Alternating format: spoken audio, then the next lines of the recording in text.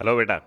आपने किया था सतत आवेश वितरण का टॉपिक, और आगे इस चैप्टर का एक इम्पोर्टेंट नियम है, वो नियम कर रहे हैं अपने, वो है गाउस का नियम, गाउस लॉ। तो इससे रिलेटेड क्वेश्चंस आते हैं बोर्ड में। इम्पोर्टेंट नियम है ये, गाउस का नियम। गाउस को नियम पढ़ने से पहले अपने को कुछ चीज़ें आनी चाहिए।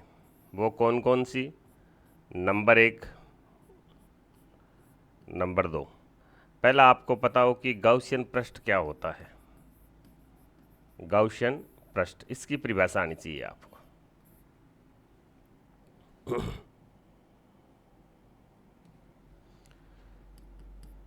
विद्युत क्षेत्र के अंदर माना गया जो काल्पनिक एक बंद पृष्ठ होगा उसे हम कहेंगे गाउसियन पृष्ठ।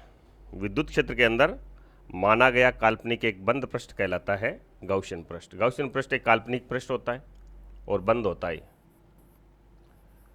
विद्युत क्षेत्र में लिया गया या माना गया एक बंद पृष्ठ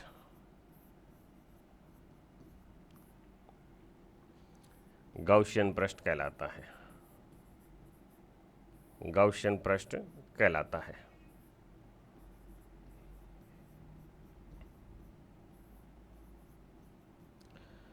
गाउसियन पृष्ठ किसी भी आकार और आकृति का हो सकता है। यह इच्छित आकार और आकृति का हो सकता है, लेकिन इसके प्रत्येक बिंदु के ऊपर ई क्षेत्रफल की दिशा के साथ या तो समांतर होना चाहिए, और या फिर विद्युत क्षेत्र है वो पृष्ठ के लंबवत होना चाहिए। या तो पृष्ठ के समांतर हो या पृष्ठ के लंबवत हो। गाउसियन पृष्ठ की बाउंड्री के हर पॉइंट के ऊपर या ई और डी एस के बीच का एंगल 0 डिग्री आना चाहिए, या फिर इन दोनों के बीच का एंगल 90 डिग्री आना चाहिए। ऐसा इसलिए कि या तो फ्लक्स मैक्सिमम गुजरे और या फ्लक्स मिनिमम गुजरे, यानी 0 गुजरे। सेकंड,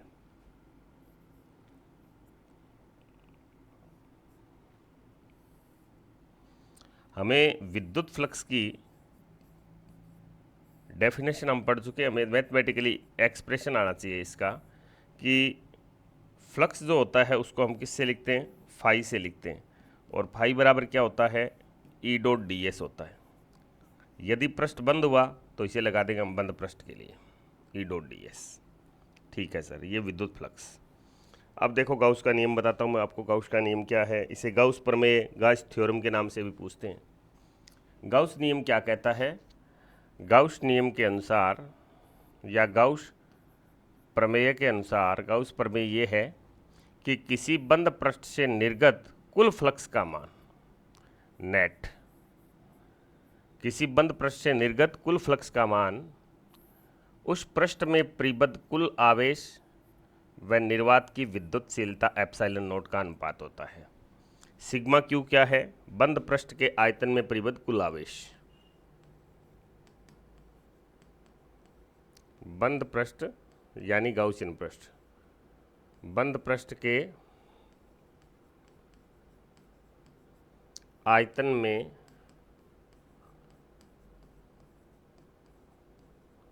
परिबद्ध कुल आवेश।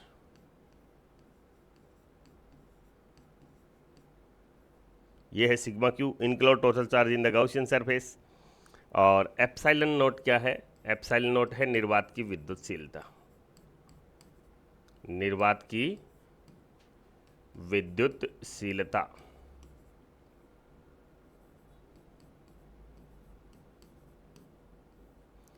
एप्सिलॉन नोट का मान होता है 8.854 into 10⁻⁻12 coulomb square upon newton into metre square.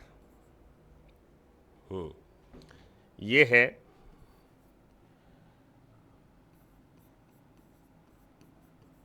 Gaussian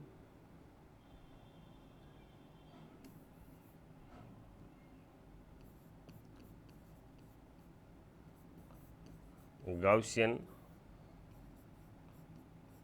पृष्ठ से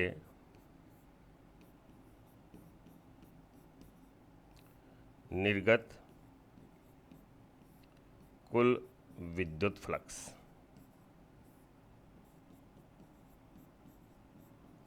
अगर गाउस के नियम में आप ये फॉर्मूला लिख देते हैं, ये चीज़ें लिख देते हैं कौन क्या क्या चीज़ है, तो आपका गाउस का नियम सही माना जाता है। स्टेटमेंट हम कैसे लिखेंगे? गाउसियन पृष्ठ से निर्गत कुल फ्लक्स का मान उस पृष्ठ में परिबद्ध कुल आवेश का 1/ε0 गुना होता है, या उस पृष्ठ में परिबद्ध कुल आवेश व ε0 का अनुपात होता है। स्टेटमेंट लिखते हैं अगले पेज पर। यानी गाउस के नियमानुसार, इस नियम के अनुसार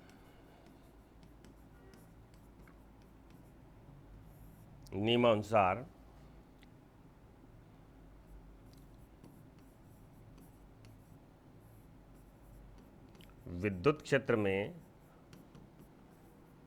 बंद पृष्ठ से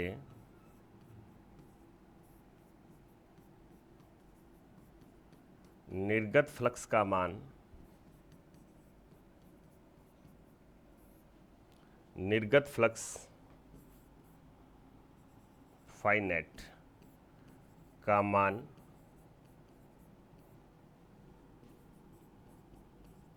पृष्ठ में परिबद्ध कुल आवेश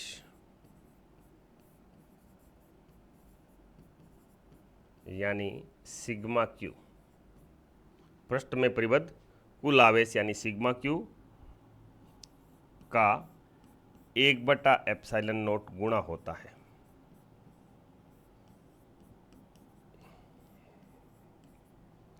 यानी फाई नेट निर्गत कुल फ्लक्स का मान 1/ε0 गुणा किसका? पृष्ठ में परिबद्ध कुल आवेश यानी सिग्मा क्यू का। तो हम सिंपली लिख सकते हैं, ऊपर आ जाएगा सिग्मा क्यू और नीचे आ जाएगा ε0। ओके सर, ये हो जाएगा बेटा गाउस का नियम। बिल्कुल स्टेटमेंट याद करें और इसका फॉर्मूला याद करें। अब इसका डेरिवेशन है कि गाउस के नियम की व्युत्पत्ति करो, गाउस के नियम को प्राप्त कीजिए, प्रूफ कीजिए कि फाई बराबर 1/ε0 सिग्मा क्यू होता है। या इस पे क्वेश्चन ये दिया जा सकता है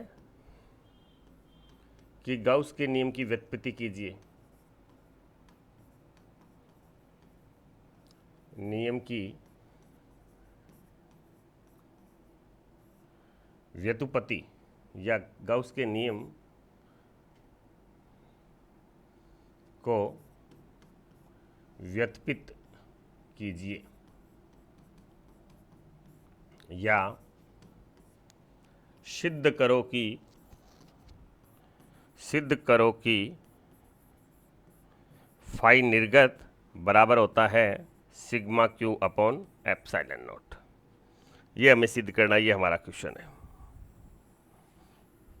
देखो इसको समझो अच्छे से। मान लेते हैं हमारे पास एक आवेश है Q, इससे मैंने एक r दूरी के ऊपर एक पॉइंट लिया, ठीक है ले लिया। क्या तू इस Q आवेश से r दूरी पर तीव्रता निकाल सकता है? तो आप कहोगे सर यस सर बिल्कुल निकाल सकते हैं। Q आवेश से r दूरी पर तीव्रता आएगी सर KQ/r²। बिल्कुल सही कहा आपने।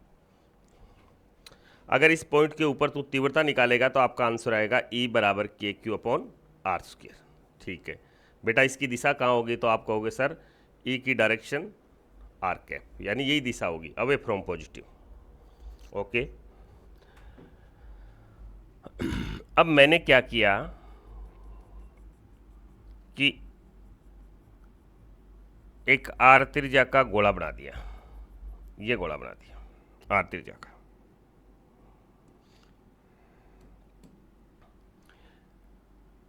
यहां लिया एक छोटा सा क्षेत्रफल अल्पांश, ये ले लिया मैंने क्षेत्रफल अल्पांश, छोटा सा क्षेत्रफल है। तो इसको क्या मानूं? इसको कुछ भी मान लो, डेल्टा एस मान लो। आ लो डेल्टा एस मान लिया। इस पॉइंट के ऊपर क्षेत्रफल की दिशा कहाँ है? तो आप कहोगे ये डायरेक्शन है, this is the direction of delta S vector. ये क्षेत्रफल की दिशा है और इस पॉइंट के ऊपर तीव्रता की दिशा भी यही है, this is the direction of E. देखो दोनों में कितने डिग्री का एंगल है, both are in same direction. तो आप कहोगे सर थीटा इनमें कितना डिग्री है? 0 डिग्री। मुझे ये देखना है कि इस क्यू आवेश के कारण इस क्षेत्रफल से कितना फ्लक्स गुजर रहा है। पहले हम ये देखेंगे कि फ्लक्स गुजर रहा है या नहीं गुजर रहा। फ्लक्स होता है विद्युत क्षेत्र रेखाओं की लंबवत भेदने वाली रेखाओं की संख्या, यानी क्षेत्र रेखाएं इसको भेदेंगी तो फ्लक्स होगा। देखो ये क्षेत्र रेखाएं इसको भेद रही है, इसका मतलब इसका फ्लक्स तो होगा, जीरो तो नहीं होगा। तो फ्लक्स निकालने का तरीका क्या है? तो छोटा सा क्षेत्रफल है तो इससे निर्गत फ्लक्स का मान भी छोटा सा होगा, तो डेल्टा फाई ले लिया। ओके सर, क्या सूत्र था? E vector dot dot product करो किसके साथ? जो क्षेत्रफल ले रहे हो उसके साथ, डेल्टा एस। देखते जाएं बोर्ड पे, डेल्टा फाई बराबर पहले वेक्टर का मोड ई डेल्टा एस, कौन सा थीटा आएगा? Cos theta. ई और डी एस दोनों एक ही दिशा में पैरेलल हैं, तो एंगल कितना degree? You say that sir 0 degree. बिल्कुल सही बोले बेटा, 0। और कोस 0 डिग्री का मान 1 होता है। तो डेल्टा फाई मेरा मान क्या आया? ई डेल्टा एस। ओके, ये इक्वेशन नंबर फर्स्ट। अगले स्टेप पे ले लेते हैं इसको।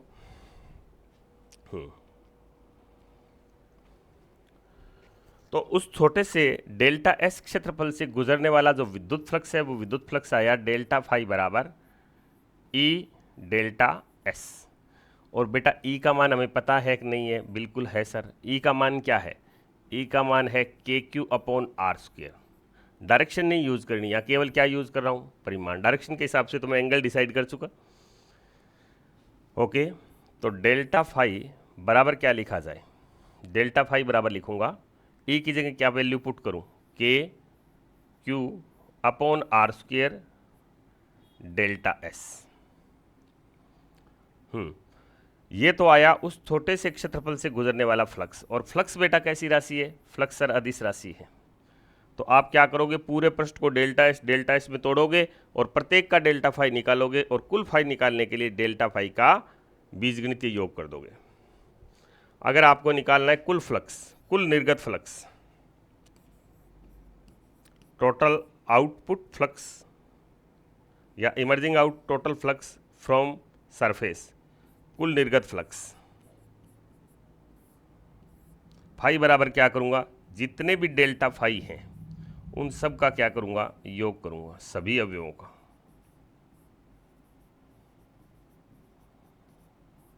डेल्टा फाई का मान लिखूं तो डेल्टा फाई का मान क्या लिखूंगा? डेल्टा फाई का जो आया वो लिखेंगे, और क्या लिखेंगे? डेल्टा फाई का मान लिखेंगे K Q upon R square delta S. तो फाई बराबर के क्यू आर स्क्वेयर तो कांस्टेंट है, देखो डायग्राम में आओ। के तो इलेक्ट्रोस्टैटिक कांस्टेंट था, आर हर बार क्या रहेगी? सेम रहेगी, और क्यू एक कांस्टेंट है ही, फिक्स चार्ज लिया है हमने। तो फाई के लिए कौन कौन बार आएगा? के क्यू अपॉन आर स्क्वेयर। यहाँ आएगा सिग्मा डेल्टा एस, किसके लिए? सभी एलिमेंट्स के लिए, सभी अवयवों के लिए। टोटल क्षेत्रफल कितना होगा? तो वो गोला है, और गोले का प्रत्येक बच्चा जानता है कितना होता है टोटल क्षेत्रफल। तो आप कहोगे सर 4 पाई आर स्क्वेयर होता है। तो बेटा sigma delta S for the all elements, सभी अवयवों के लिए कितना आएगा? 4 पाई आर स्क्वेयर। तो इसकी जगह ये वैल्यू पुट करूंगा, आगे आंसर आ जाएगा मेरा। तो फाई बराबर K Q upon R square, और क्षेत्रफल का उत्तर क्या निकाला हमने? पूरे पृष्ठ का क्षेत्रफल 4 पाई आर स्क्वेयर। तो आर स्क्वेयर से आर स्क्वेयर कैंसल, तो फाई बराबर आया के क्यू इंटू 4 पाई। अब के का मान आप जानते हो के क्या होता है? बिल्कुल पहले चैप्टर में आता है, के बराबर होता है 1 अपॉन, स्टार्टिंग में आ जाता है पहले चैप्टर में, के बराबर 1/4 पाई एप्सिलॉन नॉट। तो फाई इज इक्वल टू लिख दूंगा, के की जगह लिखूंगा 1/4 पाई एप्सिलॉन नॉट, के की जगह पुट किया मैंने, और क्यू है ही, और इनटू क्या है? 4 पाई। तो 4 पाई कैंसिल बाई 4 पाई, बचा क्या बेटा? Q upon epsilon not. Q क्या था देखें? क्यू ये है, ये क्यू, ये इस गाउसियन पृष्ठ में परिबद्ध कुल आवेश है, तो ये सिग्मा क्यू है। यानी यहां जो क्यू आया है वो सिग्मा क्यू है। फाई बराबर मेरे पास आंसर बना, phi is equal to Q upon epsilon naught, और क्यू क्या है? क्यू सिग्मा क्यू है। तो इसकी जगह ये पुट कर दिया जाए, तो फाई इज इक्वल टू आ गया sigma Q upon epsilon naught. Hence proved. यही गाउस की थ्योरम है, यही गाउस की प्रमेय है, यही गाउस का नियम है, यही गाउस नियम है, ये गाउस का नियम है। दो चीजें दिमाग में रखें गाउस के नियम पे पूछे जाने वाले क्वेश्चंस। गाउस का नियम किन दो राशियों में सीधा संबंध बताता है? विद्युत फ्लक्स और उस पृष्ठ में परिबद्ध आवेश। अगर पृष्ठ में परिबद्ध आवेश होगा तो फ्लक्स होगा, और आवेश नहीं होगा तो फ्लक्स नहीं होगा। यानी ये डायरेक्ट संबंध किस में बताता है? फ्लक्स में और विद्युत आवेश में। जैसे ये पृष्ठ है, इसके अंदर आवेश है तो फ्लक्स होगा, अंदर आवेश नहीं है तो फ्लक्स नहीं होगा। जैसे अगर बाहर आवेश है तो इसका फ्लक्स जीरो आएगा, अगर अंदर आवेश।